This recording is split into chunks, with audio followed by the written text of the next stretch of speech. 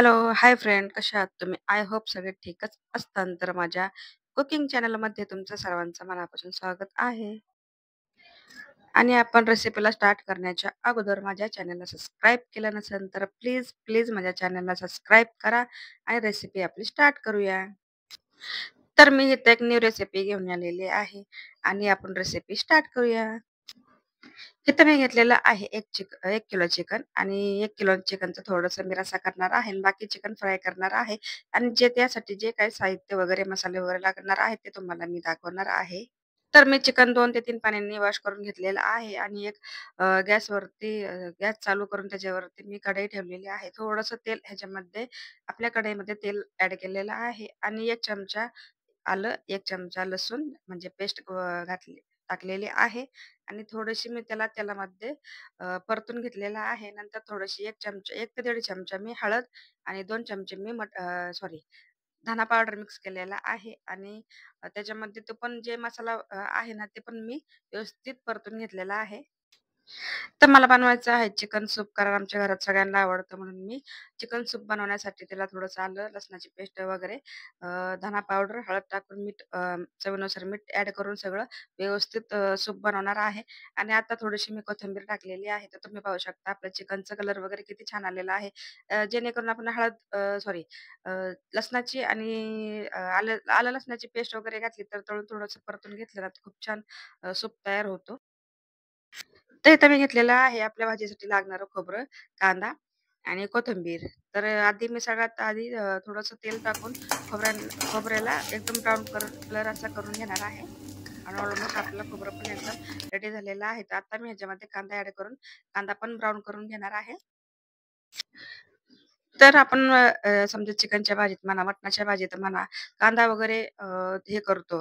तो म्हणजे तेलामध्ये थोडंसं फ्राय करून घेतो, ब्राउन करून घेतो. तर ते कशासाठी जे खोबऱ्याचा म्हणा, कांद्याचा म्हणा, जे कच्चं पण असतं ना, ते एकदा स्मेल वगैरे सगळं निघून जावं म्हणून थोडंसं त्याला तेलामध्ये फ्राय केलं तर भाजी आपली उत्तम होते. तर आपल्याकडे गॅसचा फ्लेम चालू केलेला आहे, कढई ठेवलेली आहे आणि जेवढं आपल्या भाजीला तेल लागणार आहे, तेवढं मी तेल थोडंसं कमीच घेतलेलं आहे आणि तुम्ही पाहत असाल, मी 2 कांदे चॉप करून घेतलेले आहे आणि त्याला आपल्याला पूर्ण असं गोल्डन ब्राउन करून घ्यायचं आहे. तर तुम्ही पाहिलं असेल एकदम आपला जे कांदा आहे एकदम व्यवस्थित तळून झालेला आहे. आणि इथेच मी जे टोमॅटो आहे ना, ते पण एक टोमॅटो घेतलेला आहे आणि त्याला पण चॉप करून घेतलेला आहे आणि त्याला पण आपल्याला चांगलं तेलामध्ये परतून घ्यायचं आहे.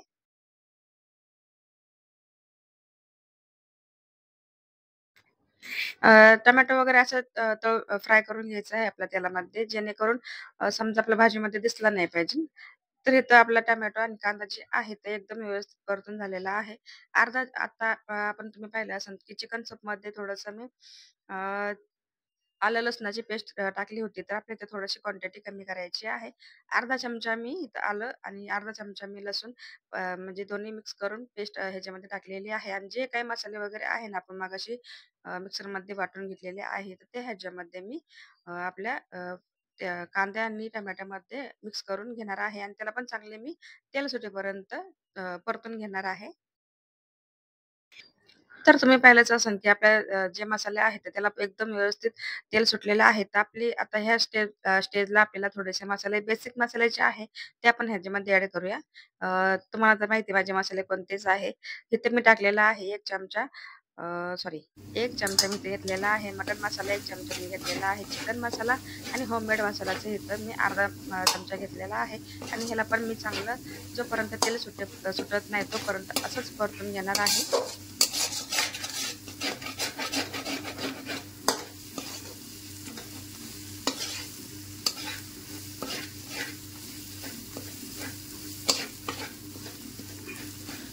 थोडंसं तेल कमी टाकल्याच्यामुळं थोडंसं आपल्या जे भांडं असतं त्या भांड्याला चिकटतं. त्याच्यामुळे थोडा गॅसचा फ्लेम जरी कमी केला तर काही हरकत नाही. फक्त 2 मिनिटं जास्त वाढून आपल्याला चांगला हा मसाला परतून घ्यायचा आहे. तर आपला मसाला एकदम परतून झालेला आहे. तर आता जे मी चिकन बॉईल करून घेतलेलं आहे ना, ते आता ह्याच्यामध्ये ॲड केलेलं आहे. थोडंसं मी एकदम रस्सा पण नाही, एकदम फ्राय म्हणलं की थोडंसं एकदम सुक्कं येतं. त्याच्यामुळे थोडंसं एकदम नॉर्मली मी त्याचं पाणी ठेवलं होतं. ज्यावेळेस आपण चिकनचा जर रस्सा असतं ना, म्हणजे सूप, थोडक्यात सूप आहे ना, ते थोडंसं ह्याच्यामध्ये ॲड केल्यानंतर आपली भाजी उत्तम अशी आणि चविष्ट होती. तर ह्याच्यामध्ये आता मी थोडंसं मीठ कमी होतं, तर त्यानुसार मी चवीनुसार मीठ ह्याच्यामध्ये ॲड केलेलं आहे. तर तुम्हाला माहितीच असेल, की मला चिकनच्या भाजीमध्ये गावरान तूप पाहिजेनच. मी थोडंसं ह्याच्यामध्ये गावरान तूप ॲड केलेलं आहे. तर तुम्ही नक्की ट्राय करा. कारण ह्याची टेस्ट जी असते ना, तर खूप वेगळी अशी लागते. तर आपली ही जी फायनल डिश आहे ना, चिकन फ्राय एकदम रेडी झालेला आहे. आणि जी आपली कोथिंबीर घेतलेली आहे कट करून, ती पण ह्याच्यामध्ये ॲड केलेली आहे. आणि आपली ही फायनल डिश रेडी झालेली आहे. आणि चिकन फ्राय वगैरे म्हणलं, की चिकन रस्सा म्हणलं, की आपल्याला बाजरीची भाकरी म्हणा, ज्वारीची भाकरी म्हणा पाहिजेच.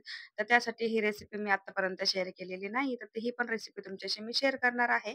तर तुम्ही पाहिलंच असेल, की मी बाजरीचं पीठ घेतलेलं आहे आणि एका तांब्यामध्ये पाणी घेऊन थोडंसं मीठ ॲड केलेलं आहे, की कारण जे आपण ज्यावेळेस आपण थोडंसं मीठ ॲड करतो, तर भाकरीची जी टेस्ट आहे ना, ती पण खूप छान लागते आणि चुलीवरती जर भाकरी बनवली, तर उत्तम त्याच्यासोबत इतकं टेस्टी वगैरे जेवण जातं ना. तर आपल्याकडे तर चूल वगैरे नाही, तर गॅस आहे. तर म्हणूनच मी थोडंसं मीठ म्हणजे रेग्युलर करतेच.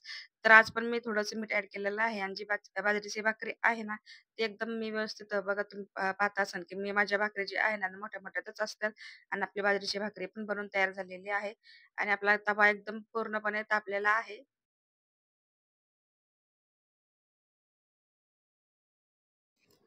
इथं जर कसं असतं, की आपण समजा तवा जे आहे तो थोडासा थंड जरी राहिला, तरी आपली भाकरी जी आहेत ना, ते भाजत नाहीत. म्हणून तवा आपला चांगला तापून घ्यायचा आहे. नंतर आपल्याला भाकरी ह्याच्यामध्ये ॲड करायची म्हणजे टाकायची आहे आणि नंतर मी ह्या भाकरी टाकल्याच्या नंतर लगेचच पाणी लावलं. नंतर पाणी नाही लावलं, की चिरा वगैरे पडतात.